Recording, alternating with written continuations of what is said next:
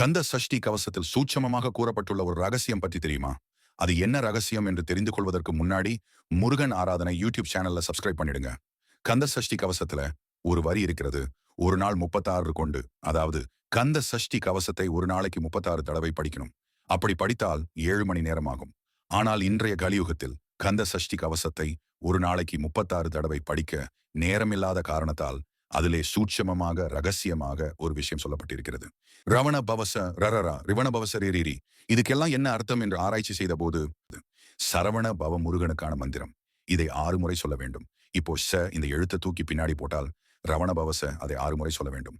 அடுத்து ரரா இந்த எழுத்தை தூக்கி பின்னாடி போட்டால் வனபவசர. அடுத்து இந்த எழுத்தை தூக்கி பின்னாடி போட்டால் நபவசரவ. அடுத்து என இந்த எழுத்தை தூக்கி பின்னாடி போட்டால் பவசரவண. அடுத்து பா இந்த எழுத்தை பின்னாடி போட்டால் பசரவணப. இது ஒவ்வொன்னையும் 6 முறை சொன்னால் 6 × 6 36 வரும். இப்படி சொன்னால் 5 நிமிடத்தில் சொல்லி முடித்து விடலாம். கந்த சஷ்டி கவசத்தை 36 தடவை சொன்ன பலன் உங்களுக்கு கிடைக்கும். இந்த ரகசியம் கந்த சஷ்டி கவசத்திலே சூட்சமமாக சொல்லப்பட்டு இருக்கிறது.